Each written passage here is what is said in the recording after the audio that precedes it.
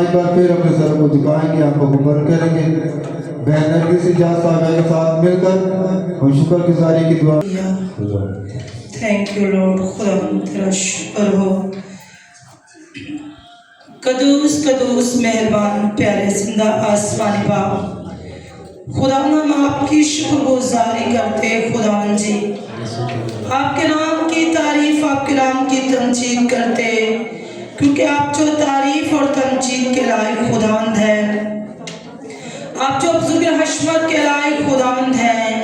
हम आपकी शुक्रगुजारी करते हैं खुदावंद जी, आज के इस खूबसूरत सुबह के लिए खुदा, और आज के इस खूबसूरत दिन के लिए खुदा, कि आपने हमें ये फजल बख्शा खुदा, कि हम आपकी मुकद्दस सहकल में आकर खुदावंद आपके नाम को सजदा करने वाले हो सके, आपके नाम को धन्यवाद कहने वाले हो सके, आपके नाम को पुकारने वाले हो सके खुदा।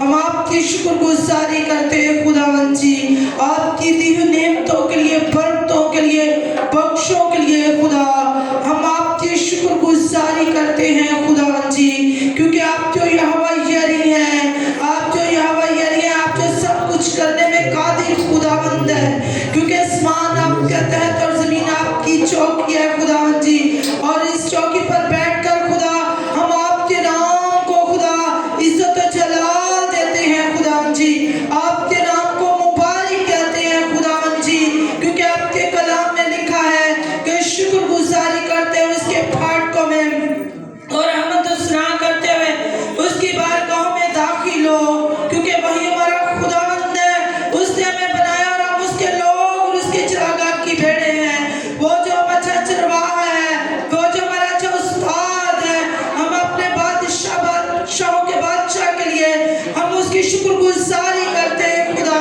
तेरा शुक्र करते हैं खुदावंद जी, तेरे खादिम के लिए खुदा तेरी शुक्रगुजारी करते हैं खुदा, कि तू अपने खादिम को साथ को खुदावंद जी खलील के साथ हमारे दरमियान लेकर आया, तेरा शुक्र करते हैं खुदा।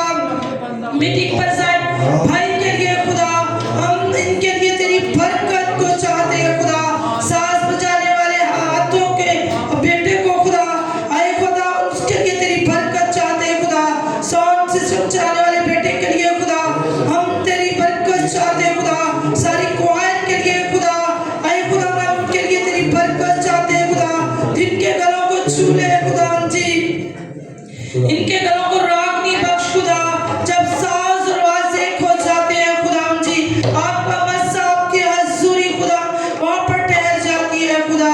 हम आपकी शुक्रगुजारी करते हैं खुदा, हमारा ईमान यकीन है खुदा कि तू हमारे दरमियान उतर चुका है खुदावंद जी, आए खुदा जितनी जिंदगी खुदा आपके हजूर आ चुकी खुदा, तेरे कुछ और बड़ी बरकत है खुदा, और जितनी आने का इरादा रखती खुदा, तू उनके बंधन जो को तोड़ खुदा, ताकि खाली दरिया खुदा तेरे लोगों से भर जाए खुदा, और तेरे लोग खुदा तेरे घर में आकर खुदा प्रस्तिश के वसीला से, कलाम के वसीला से खुदा बरकत को, ब्लेसिंग को रिसीव करने वाले हो सके खुदा। तो रहम कर, फजल कर, ये सब कुछ मांग ले आमीन। तेरे हुजूर देखता तेरा जलाल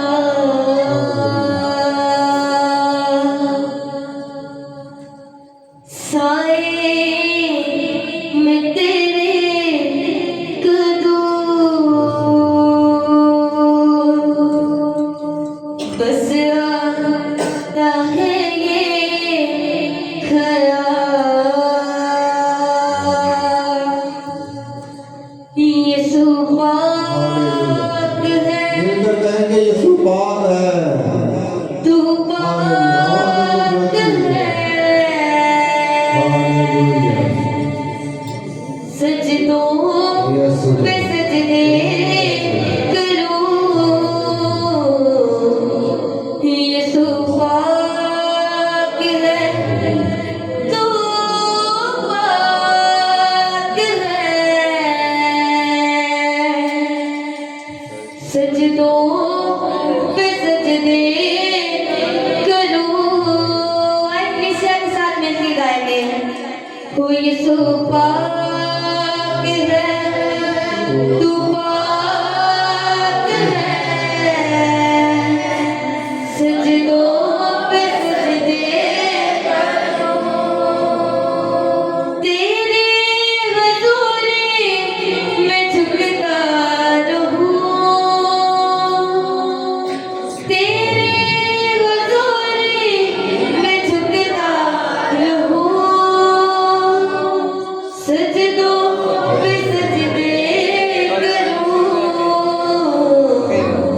सजदों पे सजदे करूं तू जो छू जाए इस माटी को ये माटी गुमदन हो जाए तू जो छू जाए खुदा माटी को ये माटी गुमदन हो जाए गुमान बने गुमान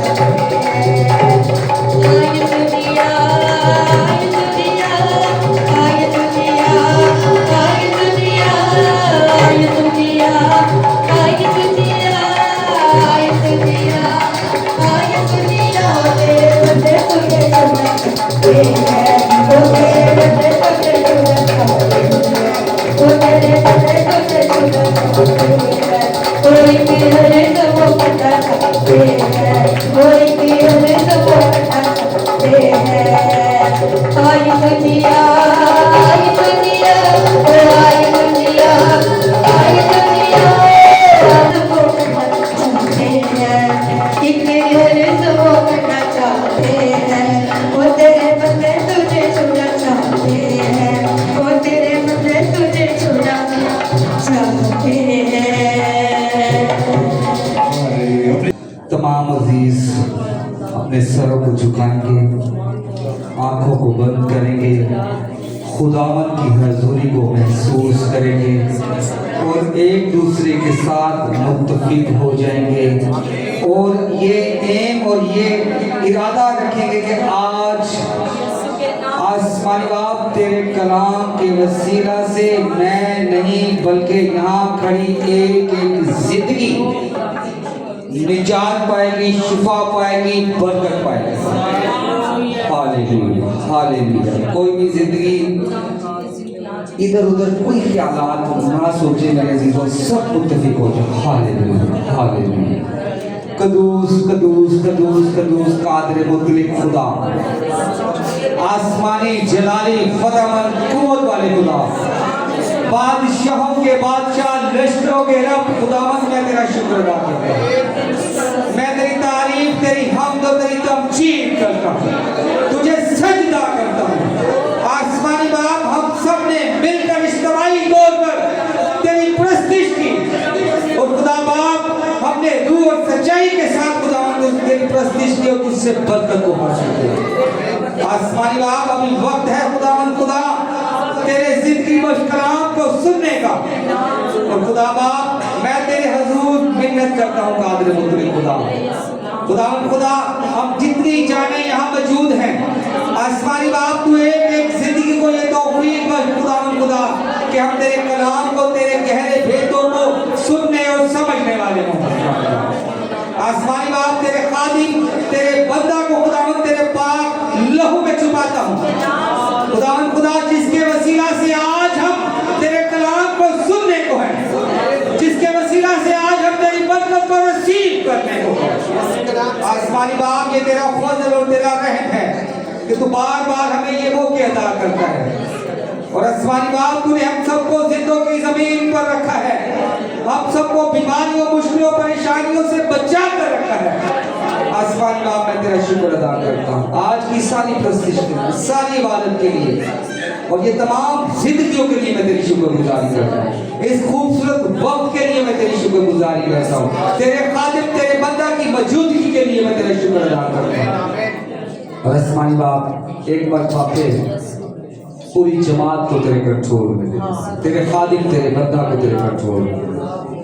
खुदा खुदा, आज तेरे कलाम से हम सब बरकत हासिल करें, हमारी सोचें, हमारे ख्याल 14 से 17 तक तिलावत की जाएगी। मसीह में आप सबकी सलामती हो। आज की तिलावत मत्ती की अंजील उसका 4 बाब 14 से 17 आयत, ताकि जो यशायाह नबी की मार्फत कहा गया था वो पूरा हो के ज़बूलून का इलाका और नफ्ताली का इलाका, दरिया की राह यरदन के पार गैर कौमों की गली, यानी जो लोग अंधेरे में बैठे थे उन्होंने बड़ी रोशनी देखी, और जो मौत के मुल्क और साया में बैठे थे उन पर रोशनी चमकी। उस वक्त से यस्सु ने मुनादी करना और ये कहना शुरू किया कि तौबा करो क्योंकि आसमान की बादशाही नजदीक आ गई है। आमीन।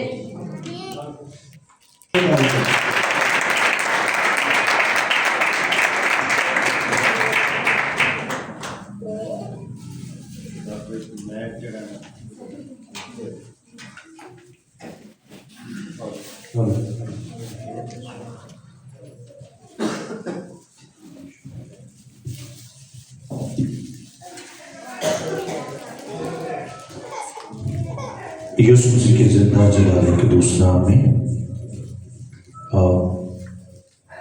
सबकी खिदमत में सलाम अर्ज करता हूँ।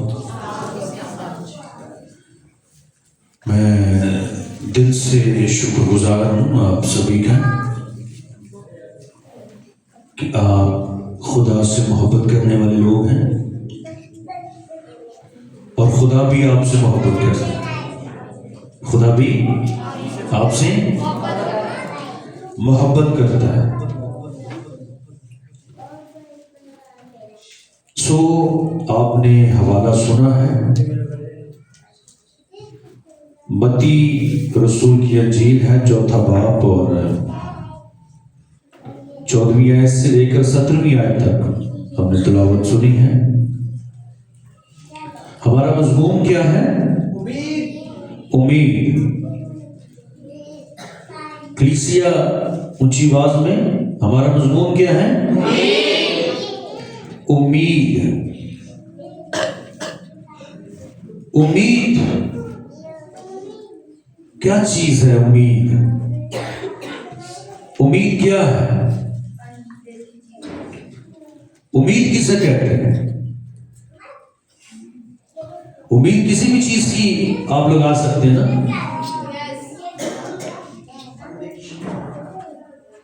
एक उम्मीद ये भी कि अनदेखी चीजों का तसव्वुर करना, यकीन कर लेना। लेकिन यहां पर जो आज मैं आपके साथ मिलकर खुदा के कलाम में से सीखूंगा, ये गलील का इलाका जो है ये गैर कौमों का इलाका था। कौन का इलाका? किन का इलाका? गैर कौमों का। और ये यर्दन के साइड एरिया, यर्दन के साथ साथ ये इलाका है। और यहां पर बुतप्रस्त लोग, गैर कौम के लोग यहां बसे हुए थे। और खास यहां पर 2 खानदानों या 2 कबीलों की बात की गई। यह पहले थोड़ा सा सही था, इसको हाँ थोड़ा सा इसको, ये गला पकड़ रहा है। कुछ सर्दी का मौसम है, फिर वो गला मजीद ज्यादा नहीं करना अभी। हाँ शाबाश, गुड।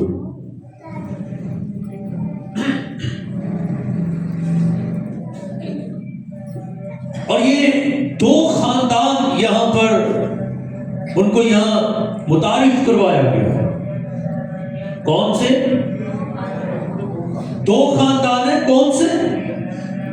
ज़बूलून और नफ्ताली।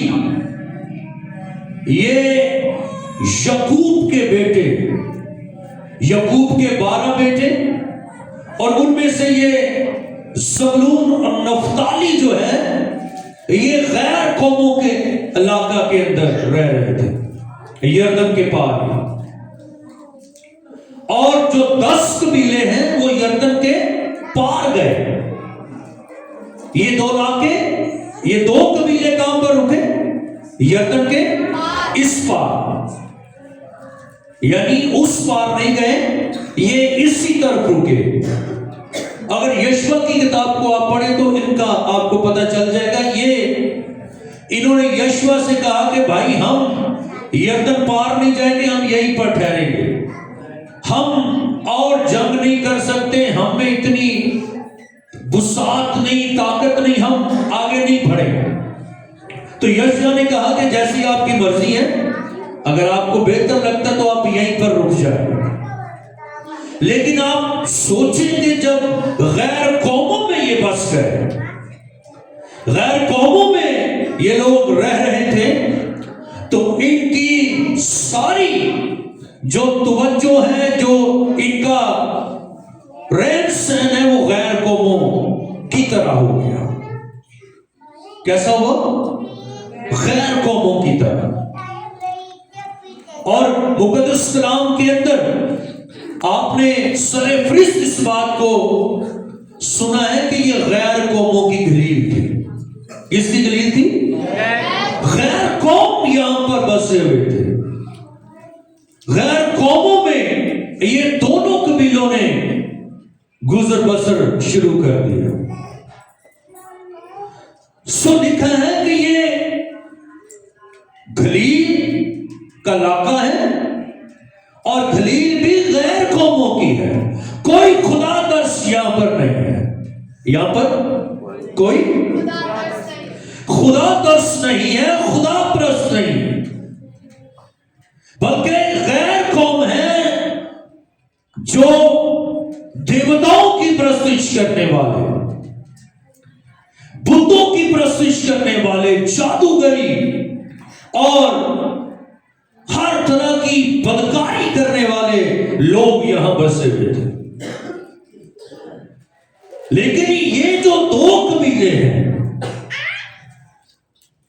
ज़बूलून और नफ्ताली, मेरे अज़ीज़ों मेरे साथ रहिएगा। आप सुनेंगे तो फिर बात बनेगी। आपके बगैर मैं कलाम नहीं कर सकता। आप तवज्जो देंगे, कलाम सुनेंगे तो फिर जो आपको भी बरकत मिलेगी और मुझे भी बरकत मिलेगी। आमीन। सो ये बड़ा मुश्किल वक्त था कि गैर कौमों में जब आप रहते हो और अपने मयार और वकार को गैर कौमों में आप पाक रखें, साफ रखें, अपने आप को क्या करें, उनसे अलग अपने आप को साबित करें, इसलिए कि आप जिंदा खुदा के मानने वाले हैं। हय्युल कय्यूम खुदा जो इस्राएल का कदूस खुदा है, जो मुहीब खुदा है, हम उसके मानने वाले हैं। और ये दोनों कबीले भी उसी जिंदा खुदा के मानने वाले थे, अब्राहम के खुदा को मानने वाले थे। लेकिन जब उनमें ये बस गए, रहने लगे और उनके साथ इनके गहरे ताल्लुकात बने और जिंदगी तुहाम परस्ती में ये गुजारने लगे। किसने? तुहाम परस्ती, वहम परस्ती में पड़ गए और हर तरह की बुरी सोबतें, बुरी आदत इनकी जिंदगी के अंदर आ गए। लेकिन एक बात जो मेरे और आपके सीखने की है, थे तो ये गैर कौमों में, गैर कौमों की दलील, गैर कौमों का इलाका, लेकिन लिखा है कि ये उम्मीदवार थे, ये उम्मीदवार थे कि कोई आए और हमें रेस्क्यू करे, हमें कोई बचाए, कोई आए ऐसा शख्स। और मलाकी की किताब से लेकर मत्ती रसूल की अंजील के दरमियानिया का जो अरसा है, गलबन 400 साल या 450 साल का अरसा बनता है। कोई नवीद की खबर इन्हें नहीं मिल रही, कोई खुशी की खबर इन्हें सुनाने वाला नहीं मिल रहा। ये उम्मीद लगाए हुए हैं कि कोई आए हमें खुशी की खबर सुनाए, खुशी की नवीद सुनाए, लेकिन कोई आ ही नहीं रहा। कोई पीछे तक सभी बोलेंगे, कोई आ ही नहीं रहा। 400-450 साल का अरसा गुजर गया मलाकी को दुनिया में से गए हुए। मलाकी नबी की बात कर रहा हूं, पुराने अहदनामा का आखिरी नबी मलाकी। कितना अरसा हो गया इसे? 400 साल गुजर गए। उम्मीद लगा रहे हैं ये दोनों कबीले, क्या किए हुए हैं? नजर नहीं आ रहे, उम्मीद नजर नहीं आ रही, उम्मीद अजीजों मेरे साथ रहिए। सर्दी बेशक है, लेकिन इतनी भी सर्दी नहीं अभी है कि आप इतने ही खामोश पड़ जाए, ठंडे पड़ जाए। याद रखिएगा, मैं चाहता हूं कि आप जलाली कलीसिया बन जाए। और खास तौर पर सारी खादम जब आते हैं तो आप जलाली लोग, लेकिन खसूसी तौर पर जब मैं आता हूं तो फिर मुझे आप ठंडे नाम नजर आए। मैं चाहता हूं कि आप जलाल से भरे हुए लोग, कोई भी तो इन्हें नजर नहीं आ रहा, कोई भी तो उम्मीद नहीं है,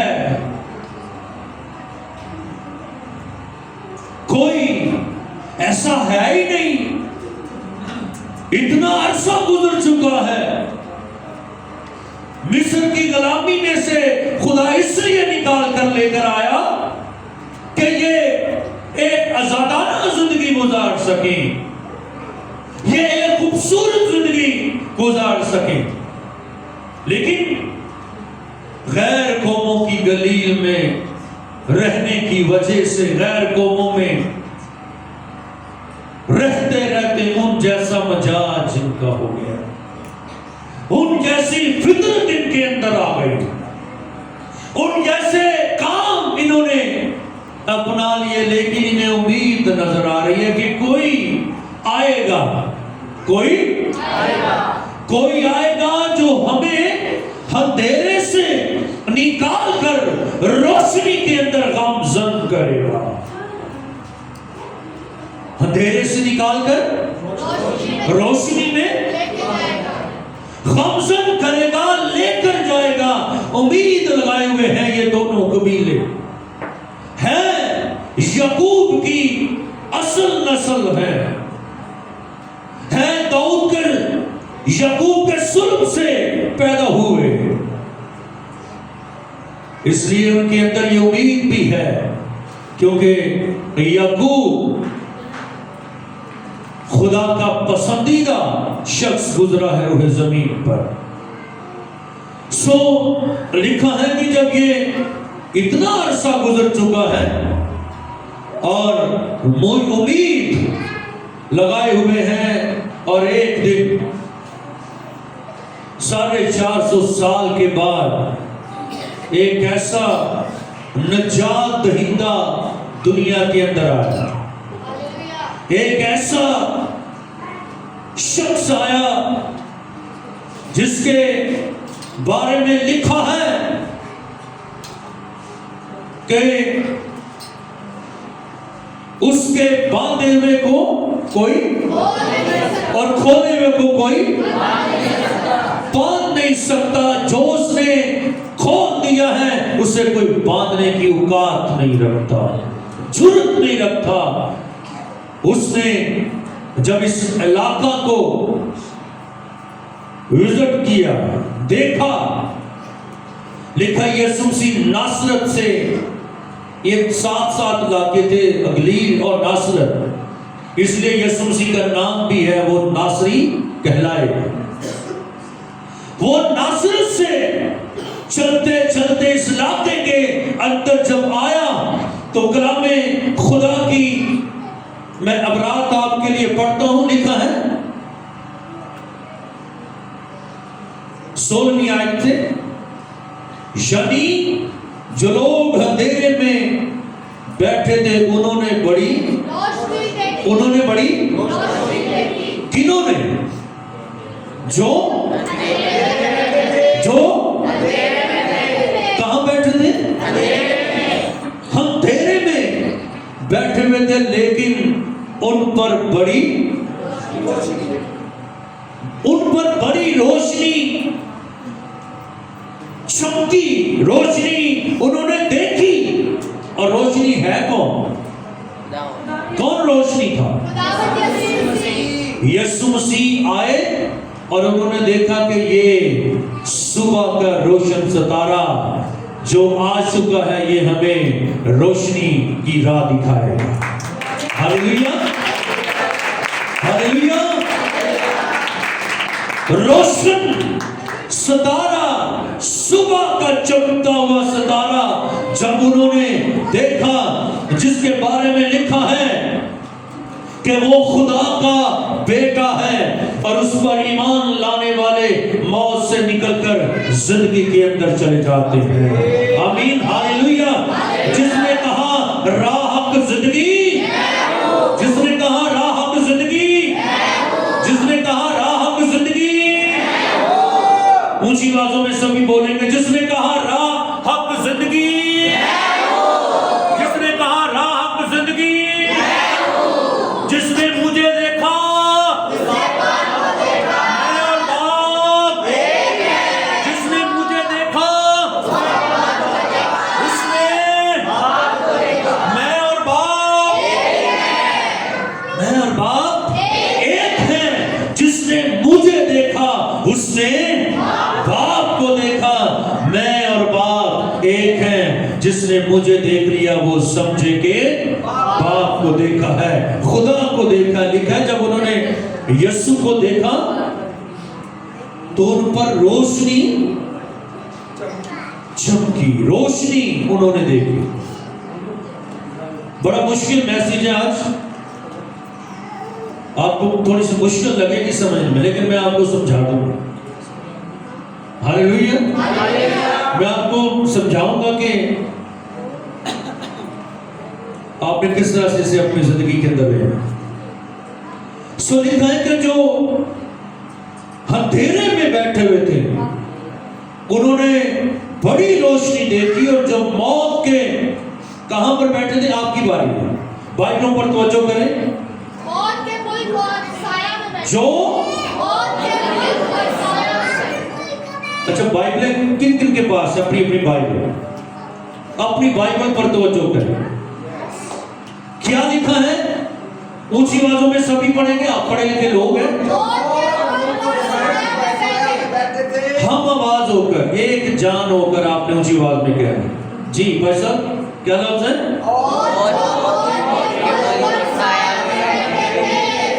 और जो मौत के मुल्क और साया में बैठे थे उन पर रोशनी। पहले लिखा उन्होंने रोशनी देखी, और फिर लिखा उन पर रोशनी चमकी है। उन्होंने यीशु को देखा और उन पर नूर जो है वो तारी हुआ, उन पर नूर,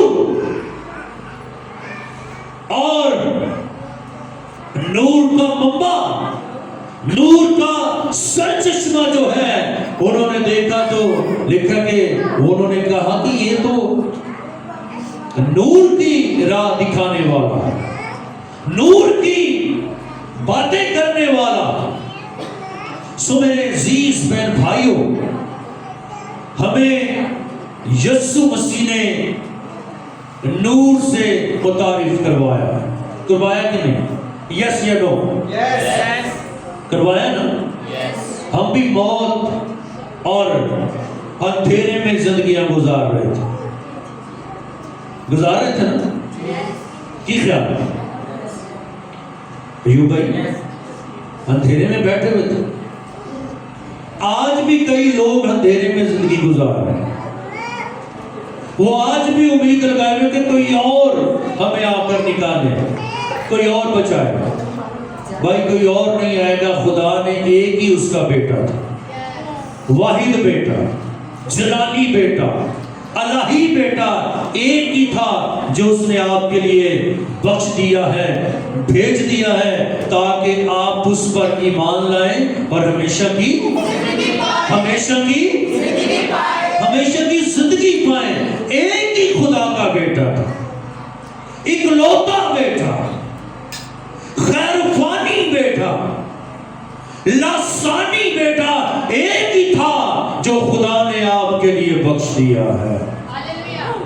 इसलिए उस पर ईमान लाएं और हमेशा की जिंदगी पाएं।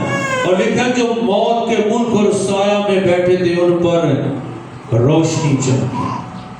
क्या हुई? रोशनी चमकी। भाई तभी ये रोशनी हमें कहां से मिलती है? आजाद भाई पैसा सूरज से। आपने बड़ा अच्छा जवाब दिया, यही है, इसका जवाब यही बनता है। सूरज से हम क्या लेते हैं? रोशनी लेते हैं ना। सूरज जो है वो नजर अकबर है और चांद असगर है। और नजर अकबर से सारे रोशनी लेते हैं, है ना? मेरे साथ रहिए। चांद, सितारे और अजराम फल्क जो हैं वो किससे रोशनी लेते हैं?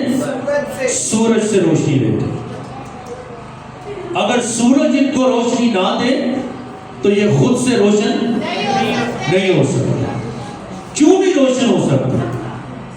क्योंकि रोशनी का जो मब्बा है, जो पीछे माखज है, वो कौन है? सूरज। तो मुझे बताएं कि सूरज भी तो कहीं से रोशनी लेता है ना। सूरज की भी तो अपनी रोशनी ना हो सकती।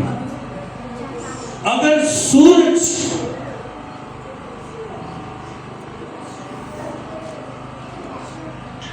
बड़ा है, मैंने उसका आपको नाम बताया कि सूरज क्या है? अकबर है। नजरे अकबर, बड़ा,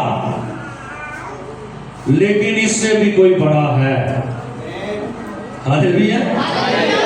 सूरज से भी कोई, सूरज से वो बड़ा है जिसके बारे में लिखा है वो आफ़ताब सदाकत है। हालेलुया। सूरज सिर्फ अकबर है, लेकिन मेरा और आपका खुदावन यीशु मसीह, खुदा का बेटा, आफ़ताब सदाकत है। सूरज भी उससे रोशनी लेता। हालेलुया। सूरज भी, मेरे अजीजों मेरे साथ है, ये सूरज कहां से रोशनी लेता है? नहीं, आफ़ताब सदाकत तो यीशु मसीह है। सूरज नजर अकबर, ये बाइबल का लफ्ज है, किसी और दूसरे वैसे इसको इस्तेमाल कर। ये लफ्ज कहां से है? पैदाइश की किताब आपको पढ़े तो वहां पर आपको लफ्ज मिलेगा, नजर अकबर और नजर असगर। और ये बड़ा, बड़े के लिए लफ्ज यूज होता है, लेकिन इससे भी बड़ा जो है वो मेरा और आपका यीशु है, जो आफ़ताब सदाकत है। वो ना सिर्फ रोशनी देता है, बल्कि वो सदाकत है, उससे सलामती निकलती है, सलामती का वो शहजादा है। हालेलुया। यीशु मसीह सलामती का शहजादा, वो सलामती है। इसलिए इन दोनों कबीलों ने जो अंधेरे में, खौफ में, मायूसी में जिंदगी गुजार रहे थे, इन्होंने यीशु को देखा और इन पर नूर तलू हुआ, इन पर नूर चमका और ये बावाज़े बुलंद सराफा तौर पर चला उठे कि ये जो आ रहा है ये हमें राह हक की तालीम देता है, ये राह निजात की तालीम देता है, क्योंकि ये खुदा का बेटा है। हालेलुया। हालेलुया। यीशु राह हक की तालीम देता। और ये कबीले जो 400 साल से अंधेरे में बैठे हुए थे, यीशु पर ईमान लाए। और 17वीं आयत में लिखा है, उस वक्त से यीशु ने मनादी करना और ये कहना शुरू किया कि तौबा करो, क्योंकि आसमान की बादशाही नजदीक आ गई है। तौबा कर लो भाइयों, हैं? की क्या खादमीनो हैं? नजात होना लियन करीब, सारा साल, पूरी जिंदगी। अच्छा, कई लोगों ने ये बात का वतीरा बनाया होगा ना, कहते हैं कि भाई हम साल बाद ये काम करते हैं, खुशी खुशी करते हैं बस, हैं? ऐसे ही ना? क्यों नौजवान भाइयों, हाँ जवान, ऐसे ही ना? कई कहते हैं कि भाई असी साल नहीं करते। तो यार क्रिसमस से की प्रॉब्लम बन गई। यीशु मसीह की पैदाइश इसीलिए आ रही है कि आप ये काम करें, इसलिए दिन आ रहा है कि आप ये काम करें। आप क्यों ना शुक्रगुजारी करो और खुशी का ज़बूर गाओ। की क्या मैं खुश हुआ जब मुझसे कहने लगे कि आओ खुदावन के, ये काम तो होता नहीं। तो यीशु दी खुशी दे विच वेखो आप ही खुशी करके ते घर में गलीस कर देंगे, है ना। पर कईयां को तो खुशी खत्म नहीं होती, वो बैठ दी खुशी को बर्बाद कर देंगे, हैं। वोमिटिंग कर करके अपनी बीवी बच्चियां लिए हाथ पार कर देंगे और खुशी मना रहे हैं। ये कैसी खुशी? ये मेरी बेटियों, बहनों, भाइयों, ये जिंदगी खुदा ने एक बार दी है। मैं आपको बताना चाहता हूं, ये बार बार नहीं जिंदगी मिलेगी। एक बार ही हम जमीन पर आए और एक ही बार इसे एंजॉय करके जाना है। एंजॉय गलत कामों में नहीं, खुशी खुशी में नहीं। अच्छा, कईयों ने फिर ये बात को बना रखा है, चलो वड्डी वड्डी तो नहीं, तो छोटी छोटी थोड़ी बाटी बंदे से गलती होती है, ये ना, है ना। ये आप सुना होगा, ऐसा कहते हैं ना लोग, यार हम बहुत बड़े पापी नहीं, तो भाई तो छोटा भी पापी ना बना, हैं। ऐसे कहते हैं ना, यार मैं बहुत ज्यादा गुटके नहीं खाता, बस छोटी जी सुपारी खाना है, हाथ दो। ये कौन सी आप खुशी कर रहे हैं भाई? आप खुदा के ममसू हैं और खुदा आपसे प्यार करता है। अगर अब भी आपकी जिंदगी के अंदर अंधेरे वाले काम हैं, यीशु मसीह को कबूल करके भी आप छोटे मोटे जिंदगी के अंदर गुनाह लिए फिर रहे हैं, तो मेरे अजीजों याद रखिएगा, आपकी जिंदगी अभी तक तारीकी के अंदर गुजर रही है। आप मत सोचें कि आपको आसमान पर जिंदगी का ताज मिलेगा, सिवाय रुसवाई के, जलालत के कुछ भी हाथ में नहीं आया। ऐसा है कि नहीं भाई? खुदा तो पाक है, खुदा मेरे साथ नहीं भाइयों, खुदा जसमत, खुदा कदूस है और उसकी कदूसियत पाकीज़गी चाहती है, तो उसे पाक लोग पसंद है। तो फिर सोचें कि जिस बंदे की जिंदगी च छोटी मोटियां सुपारियां ने, फिर उन्होंने अगे भी सुपारी मिल रही, जहन्नम की सुपारी। खुदावन ने कह देना, ऐ गुनाहगारों, बदकारों, मैं तुम्हें नहीं जानता। तो कईयां ने कहना, खुदावन असीं तेरे नाम की खातर खुशी की। ऐसा है, लोग कहेंगे खुदावन असीं तेरे नाम की छोटी मोटी खुशी की, बड़ी नहीं।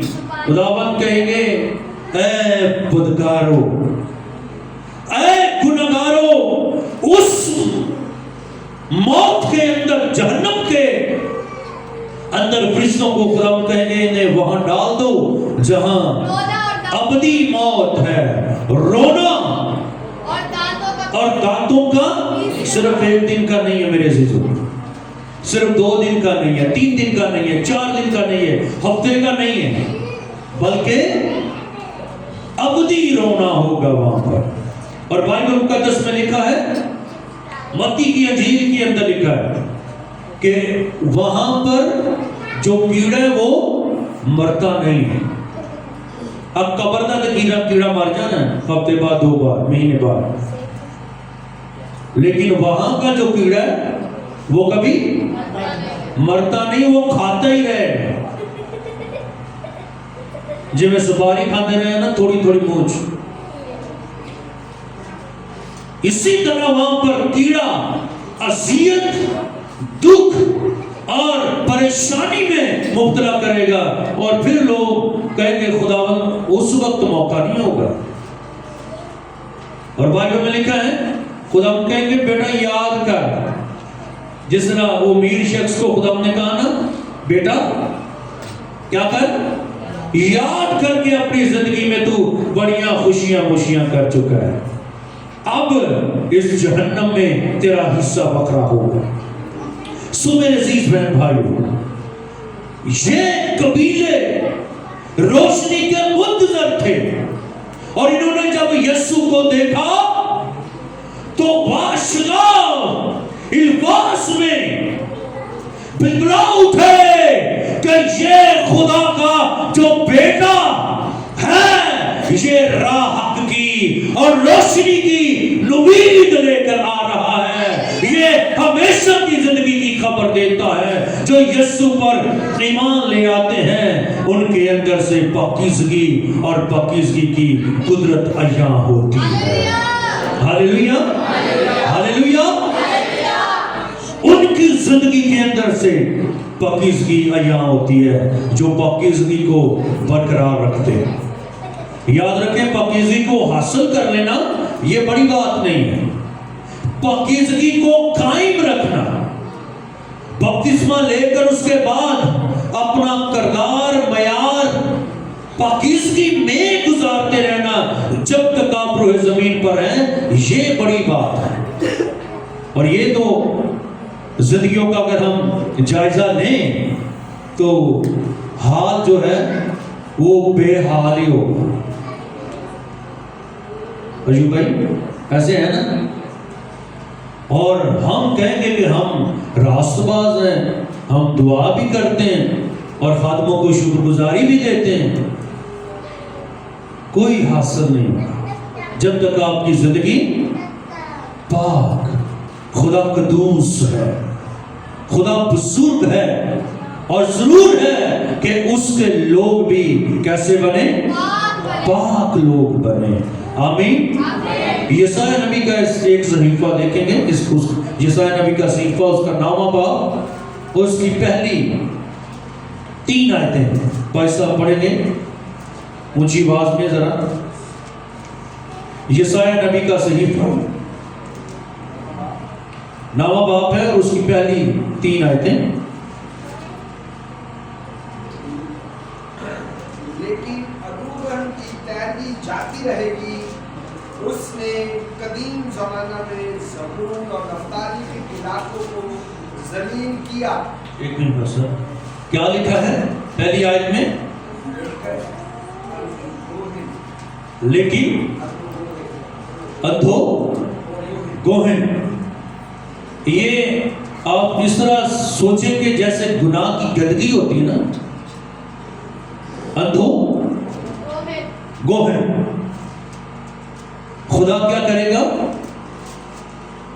आगे पढ़ेंगे पैसा इसको की तैरगी जाती रहेगी, की तैरगी यानी ये गंदगी है और तारीकी जाती रहेगी। आगे लफ्ज पढ़ेंगे कैसे? उसने कदीम जमाना में, उसने कदीम जमाना में ज़बूलून और नफ्ताली के इलाका को जलील क्या किया? जलील किया। जलील किया। ये खुदा कह रहा है भाई, पैसा खुदा क्या कह रहा है? इनको मैंने क्या किया? जलील किया।